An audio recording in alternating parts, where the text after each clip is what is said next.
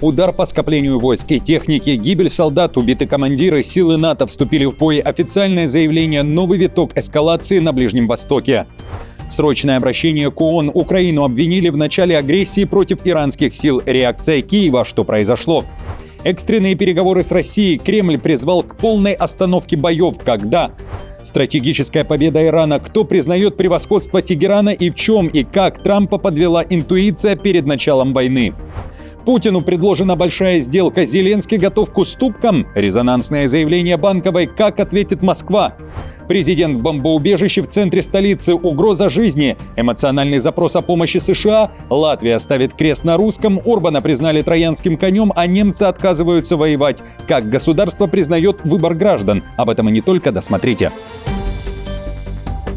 Друзья, всем привет! Это «Время Прядко». Коротко, четко и по делу о том, о чем говорят в мире. Спасибо вам за поддержку, и я начинаю. Крест на русском языке. Жирную точку в языковом вопросе поставил Конституционный суд Латвии. Местные СМИ, вещающие на языке нацменьшинств, в том числе на русском, нарушают основной закон страны. Контент общественных СМИ должен быть преимущественно на латышском языке. Все другие языки под запретом. О таком решении суда сообщает издание LCM. Также суд прямо заявил: русский язык в Латвии полностью самодостаточен. Коммерческие СМИ, пресса, ТВ и интернет на русском доступны в избытке, поэтому русскоязычное меньшинство не нуждается в особой господдержке за счет бюджета. Государство обязано помогать лишь действительно уязвимым, малочисленным меньшинствам. В интересах госбезопасности предоставление информации на языках национальных меньшинств, в том числе на русском, должно быть соразмерным уровню угрозы, обоснованным и целенаправленным, а также не должно подрывать статус и функции латышского языка. Немцы не хотят воевать. Количество отказников от военной службы растет каждый месяц, пишет Deutsche Welle. В ближайшее время Бундесверу требуется минимум 60 тысяч новых солдат. И найти столько добровольцев почти нереально, считают военные эксперты. С начала года всем 18-летним юношам и девушкам в Германии рассылают анкеты. Главный вопрос звучит так: хотите ли стать солдатом на добровольной основе? Большинство молодых немцев отвечают нет. Граждан отпугивает активная рекрутинговая кампания в стране, угроза возвращения обязательного призыва и разговоры о возможной атаке России на одну из стран НАТО, говорится в статье. Но даже сказав «нет» службе, немецкие мужчины, родившиеся после 2008 года, обязаны проходить медкомиссию. После приостановки призыва в 2011 году и сокращения Бундесвера число отказников было невелико. Все изменилось после начала войны в Украине. В прошлом году зафиксирован рекорд – почти 4000 отказов от службы в армии. При этом Германия уважает выбор граждан страны. Таких людей не могут призвать в армию даже в случае необходимости обороны. Никто не может быть принужден к военной службе с оружием вопреки своей совести, говорится в основном законе Германии, что является реакцией на опыт 2 мировых войн и нацистской диктатуры. При этом не имеет значения, действует призыв или нет.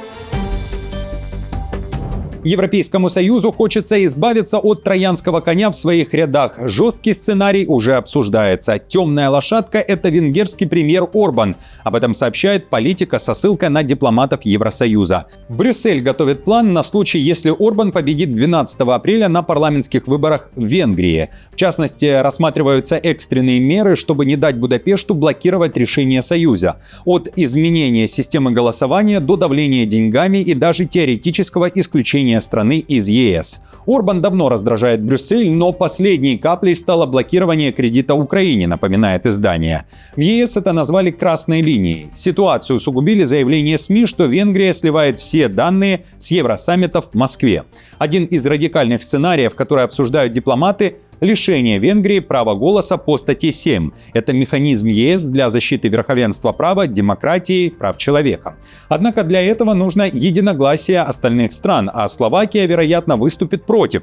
Самый крайний вариант, отмечает издание, исключение Венгрии из ЕС, однако он маловероятный. Если Орбан все же победит, мнения разделяются, изменится ли он, получив новый мандат. Он достаточно умен, один из самых умных политиков в Европейском Совете, чтобы понимать границы, сказал один из высокопоставленных чиновников ЕС. «Я не думаю, что он изменится», — отметил дипломат. «Он троянский конь. Вся суть ЕС — это доверие, а основа Европы — совместная работа».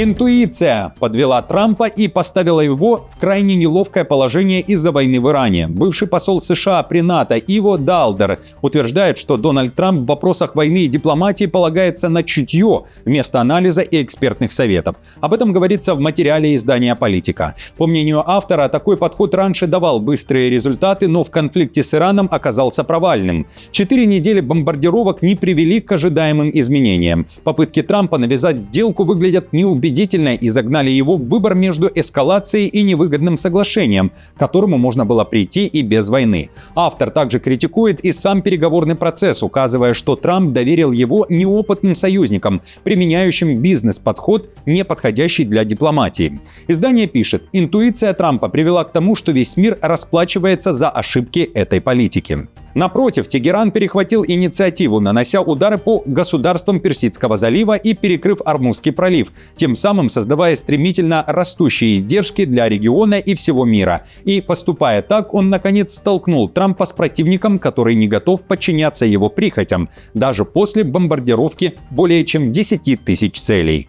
Трамп накануне вновь обратился к Ирану с требованием заключения сделки. Он уверяет, что США ведут серьезные переговоры с новым, более разумным режимом о прекращении наших военных операций в Иране. Это была цитата. И если большой сделки, которую предлагает Белый дом, не будет, то Вашингтон сотрет все, что только можно в Иране. Одно из требований – открытие Ормузского пролива. Уже в интервью Нью-Йорк-Пост вечером 30 марта Трамп заявил, что Америка скоро ответит на удар Ирана по НПЗ в Хайфе. Кроме того, вспомнил и о спикере парламента Ирана Галибафи. Ему Белый дом дал неделю. Цитирую.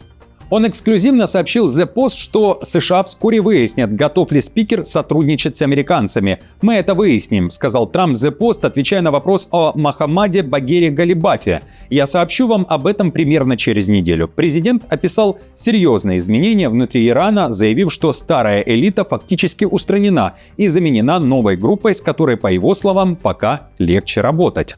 Иран добился стратегической победы, об этом пишет Bloomberg, уточняя, что речь идет об Ормузском проливе. После месяца войны Иран усилил над ним контроль, резко сократив судоходство. Это дает Тегерану возможность напрямую влиять на глобальные энергетические рынки и наносить серьезный финансовый ущерб, способом, с которым Вашингтон пока не может эффективно справиться, несмотря на обсуждение мер от страховой поддержки до военного сопровождения судов. При этом в Госдепе США считают, что сейчас Иран находится в самой слабой точке после американо-израильских ударов, и США намерены не допустить усиления его военных возможностей в будущем. Госсекретарь Рубио обвинил иранские власти в поддержке всех ключевых террористических групп региона и назвал их фанатиками и религиозными экстремистами, которым нельзя позволить получить ядерное оружие. При этом он отметил наличие внутренних расколов в Иране и контактов с более разумными представителями, с которыми США пытаются вести переговоры. Рубио намекнул, что у Америки есть разные пути достижения целей, и они будут достигнуты в ближайшее время. Они угрожают установить постоянный контроль над Ормузским проливом, создать систему сбора оплаты за проход судов и тому подобное. Этого не будет допущено. У президента есть ряд вариантов, если он решит предотвратить это. Очевидно, я не буду обсуждать эти варианты и военные тактики. Этим занимается Министерство войны. И вам стоит обращаться к ним, хотя они тоже не будут это обсуждать. Но существует путь вперед для достижения наших целей. Мы достигнем их в течение нескольких недель, а не месяцев. Президент экстренно запросил помощь. Война приведет к двойному шоку, нехватке поставок продуктов и росту цен, полный масштаб которых еще не проявился. Необходимо предотвратить удары по энергообъектам и остановить войну, иначе нефть будет стоить по $200 за баррель. Такой крик о помощи звучит из Каира. Президент Египта обратился к США. Я говорю президенту Трампу, никто не может остановить войну в нашем регионе, в Персидском заливе, кроме вас, сказал ас-Сиси на конференции Egypt Energy Show в 2026 году в Каире. Пожалуйста, господин президент, пожалуйста, помогите нам остановить войну. Вы способны это сделать, добавил он. При этом стороны продолжают атаковать позиции. Хизбалла нанесла удар по военной технике Иерусалима. Израильские военные попали под обстрел в Южном Ливане. Уничтожен танк и убит 19-летний сержант. Еще 4 солдат тяжело ранены. Это уже 6-й погибший солдат Сахала. Израильская армия бьет в ответ. Во время наземной операции на территории Ливана были ликвидированы представители Хизбаллы, включая ключевых командиров. В Бейруте был уничтожен заместитель командира подразделения Хамза Ибрагим Ракин, один из главных связных между Хизбаллой и палестинскими группировками, сообщает армия Израиля. На юге Ливана был нанесен удар по скоплению войск, уничтожен командный центр. В то же время Россия провела срочные переговоры с главами МИД стран Персидского залива и Иордании. Москва требует остановить удары и прекратить боевые действия. В официальном заявлении МИД РФ говорится, что Россия поддерживает суверенитет и территориальную целостность стран региона и осуждает удары по энергетическим и гражданским объектам. У Путина призвали к остановке боев. Далее цитата с сайта ведомства Лаврова. Россия призывает к немедленному прекращению боевых действий, несущих разрушение и страдания мирному населению. В данном контексте выражена неизменная поддержка России, суверенитета и территориальной целостности дружественных аравийских монархий, отношения с которыми носят стратегический характер. Одновременно с тем произошла и перепалка между Ираном и Украиной. Постпред Ирана в ООН в срочном обращении и письме, адресованному генсеку Гутерришу, заявил, что Украина содействует незаконному применению силы против Ирана. Причина – в отправке экспертов ВСУ на Ближний Восток. Иран расценивает это как материальную и оперативную поддержку военной агрессии.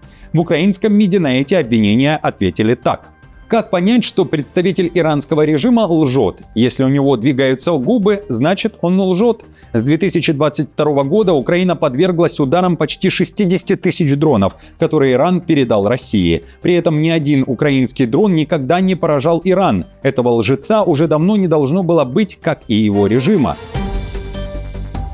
Резонансное решение. Израиль принял закон о смертной казни за терроризм, предусматривающий высшую меру для виновных в умышленных терактах с жертвами. Закон был утвержден в третьем чтении. За проголосовали 62 депутата, включая Нетаньяху, против 48. Инициатором выступил министр нацбезопасности Бен Гвир и его партия. Закон предполагает смертную казнь через повешение. Суд может выбрать между казнью и пожизненным заключением при наличии неких особых обстоятельств. Как пишет Times of Israel, принятый Кнессетом закон фактически закрепляет смертную казнь только для палестинцев. Он прямо исключает из числа подсудимых граждан Израиля. Смертная казнь формально существует в Израиле, но последний раз ее применяли лишь в 1962 году к Адольфу Эйхману, которого называли архитектором Холокоста. Иран ударил по НАТО. Анкара обвиняет в новом ударе. 4-я баллистическая атака была нанесена 30 марта. Ракета нарушила воздушные границы Турции. НАТО вступило в бой, ударив по ней. Об этом говорится в официальном заявлении Минобороны Турции. В сообщении уточняется, все необходимые меры принимаются решительно и без колебаний против любой угрозы, направленной на территорию и воздушное пространство нашей страны.